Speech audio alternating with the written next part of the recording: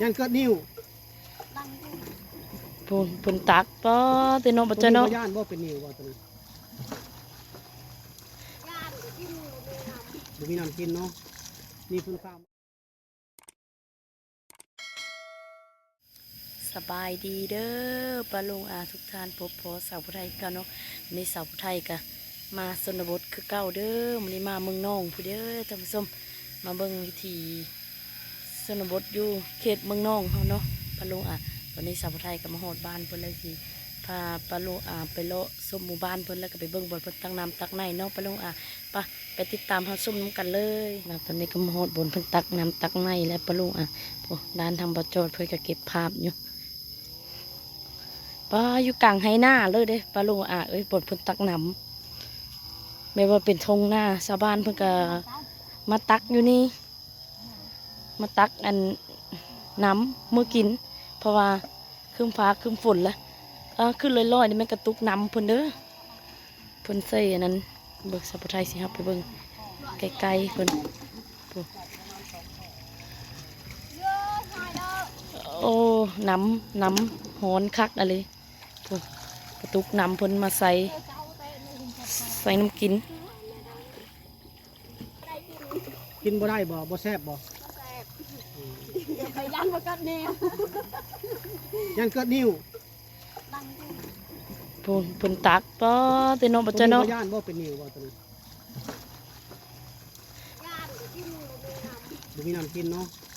นี่เพิ่นข้าวมาตักเลยท่านผู้ชมมากมืดฝนแล้วได้ป้าจ้อยน้ำบาดาลและน้ำสะอาดพุ่นนางน้อยเพื่อกะ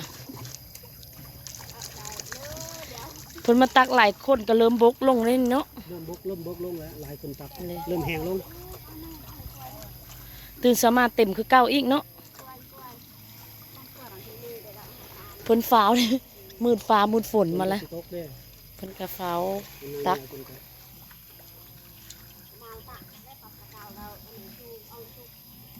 มดบ้านนี่มากินอยู่ดีบนเดียวแล้วเนาะน้ำกินเนาะ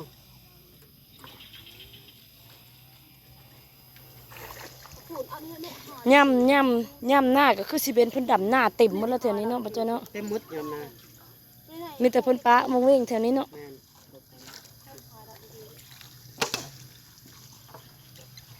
บนจักขวดยังถึกนิดน้องเนาะแต่นี่กระทึกกระเมนพ่นกันตองน้อยๆนึงคือสีดีเนาะดีแค่มาต้มกินไปแล้วเมนเราในตะการละยายตะการละยายคูณเปิดปกีหนัวทำหน่อยตะกี้พ่นว่ายังพ่อใจตามเราเว้านี่มันซึมเข้าไปบ่แสดงว่าท่อนี่แตกบ่จ๊ะผิดทางเดียวเลยแล้วสุดตัวเลยนะเดี๋ยวเราปุ๊บเดี๋ยวหนักบ่อนลอยมันจะดองรอน้ำซึมเข้าไปบ่ซึมเข้าไปน้ำตาย่าเอ๊ะว่าแต่หอยผีอะไรกระปักพ่นกะแบบว่าน้ำพ่นคุ้นเนาะน้ำที่เพิ่งสไลด์เขาบ่อนี้โอ้เพราะว่าน้ำพ่นหูป้าเสียงกบเสียงเขียดอยู่บ้านพ่นจะอ่อนเลยที่สัพพไทยมาเมืองนี้กันพ่นเห็นเพิ่มเฮาเนาะใกล้สิแล้วไว้เลยเราเห็นแล้วยินเสียงฝรั่งเด้ฟ้าวแล้วกบเขียดกับห้องดีเลย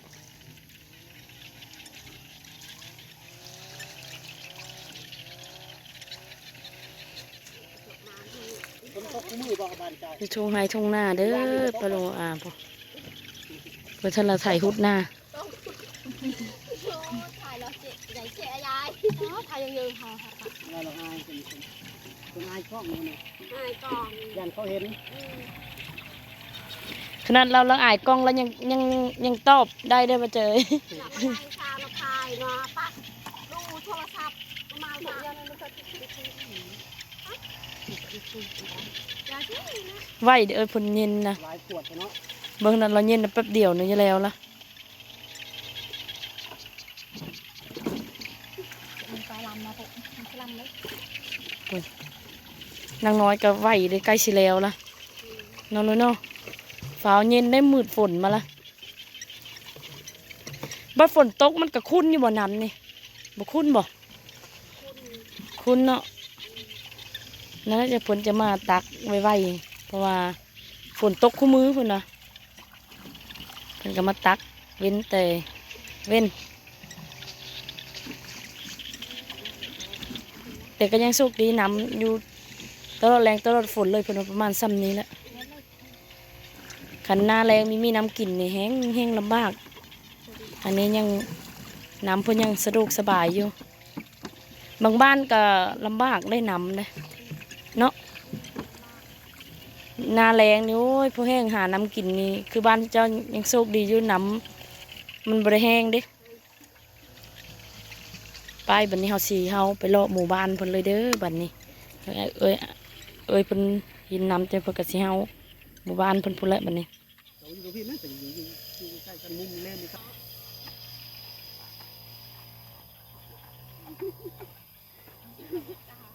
เมื่อแล้ววันนี้เนาะเต็มแล้วเนาะ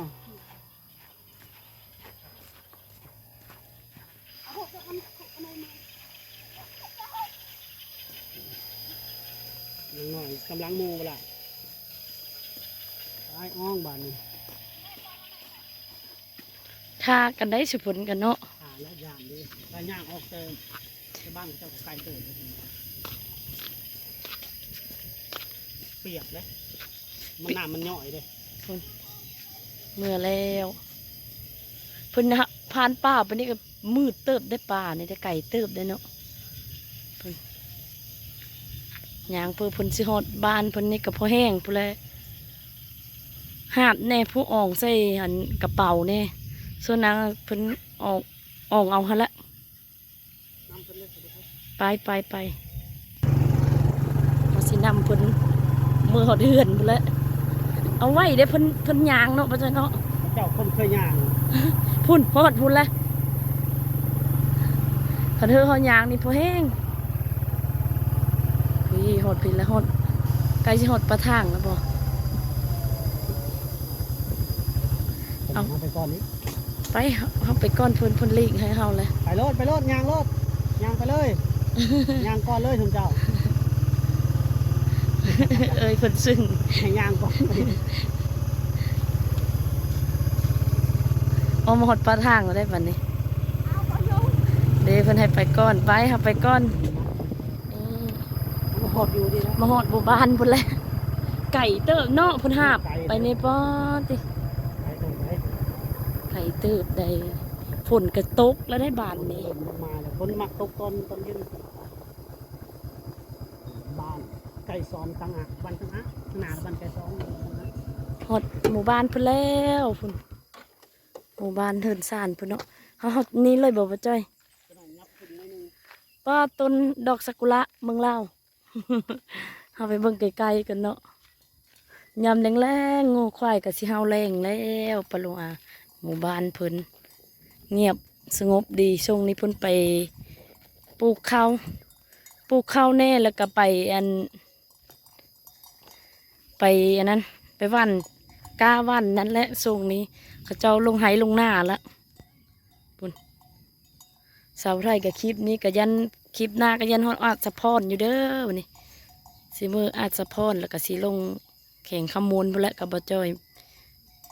สีคลิปนี้สุดท้ายเลยแถวเมืองนองแถวสิโปนนั่นสาวไทยมืออาจสะพอนแล้วก็สิไปแข่งขมูลยำแรงๆงูควายเป็นห้องกินว่าเหือนพุ่นลำบางใหญ่เนาะเฮือนซานลานแปนเพิ่นเดี๋ยวสาวผู้ไทยสิเลาะหมู่บ้านเพิ่นเนาะเดี๋ยวโซดบ่จ้อยเฮาไปพูนเฮาไปหมู่บ้านเพิ่นอีกเพิ่น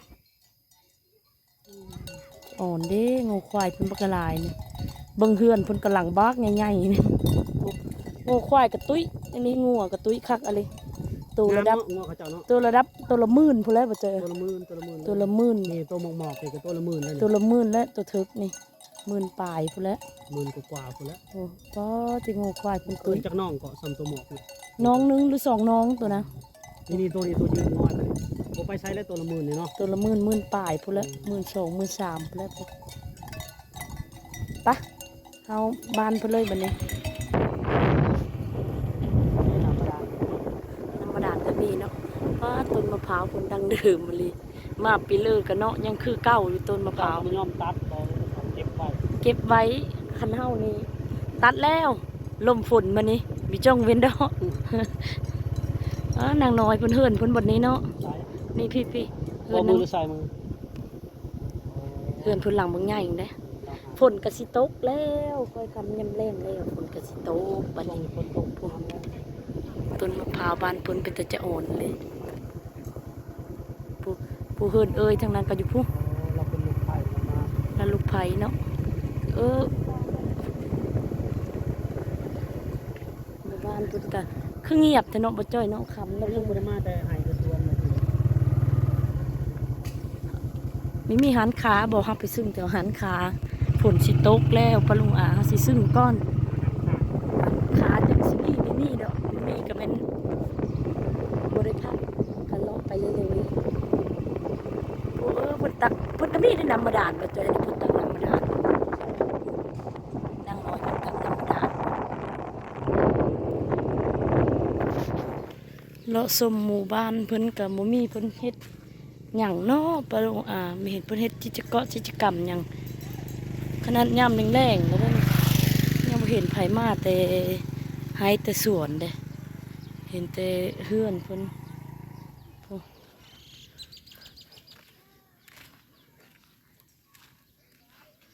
เฮือนซ่านเพิ่นก็แคมทางถนนโอ้เฮือนก็บางหลังก็ใหญ่บางหลังก็น้อยเห็นตามแบบผู้ใดสร้างสาปะลุงอาคือเฮือนหลังนี้โอ้อีส่วนป้าเปิดขังแบเฮาเคาะพุ่นเลยเนาะค่อยคำยังแรงเลยแบก็เริ่มเฮาเคาะเฮาหยังแล้วงูควายก็เฮาแรงแล้วปะลุงอาอีส่วนหนึงก็ปุ๊อ๋อต้นมะพร้าวบานเพิ่นน่ะหลายเลยต้นมะพร้าวปะลุงอาปุ๊ทางหลุมมาแห่งหลายต้นมะพร้าวนะเลาะบางหมู่บ้านเพิ่นก็ยังบ่มีหยังประเภทกิจกรรมเดี๋ยวเฮาสิเลาะขึ้นอีกโซนบ้านเพิ่นอีกพูนอีกด้านทางนี้เป็นเล้าเข้าเพิ่นเราเข้าเพิ่นผัดออกมาเว้นอยู่ทางนอกเนาะปะลุงอาปุ๊เราเข้าเพิ่นมีแต่หลังบางใหญ่ปุ๊เราเข้าเพิ่นมีแต่หลังบางใหญ่เพิ่นก็ออกมาเว้นอยู่อันเนาะบ้านเพิ่นหมดเฮาสิอีกเฮาไปอีกมุมตัวทางในนี่เนาะบ้านเพิ่นก็เลาะแถวทางนี่เด้เลาะไปแถวทางแคมเล็บทางไปโอ้ฝนก็ตกอยู่ปะลุงอาเอ้ยฝนก็ตกว่าอะไรเนาะยอดย่ามฝนละเลาะไปอีกถ่ายบ้านเพุ่นนี่นะเดี๋ยวเราจะเฮาไปโอ้เพุ่นมาแต่ตักน้ำจะเฮาสิเฮาทางใดเนาะสาวไทยก็ยังบ่ได้หูเลยนี่จะสิเฮาทางใดบงปุงมีอีกเฮือนหลังนี่ก็บางเฮือนก็หลังใหญ่เด้บางเฮือนก็หลังน้อยๆมีหนบ่นอนบ่เอ้ยเพิ่นไปถามเอ้ยเพิ่นมาแต่ตักน้ำเนาะ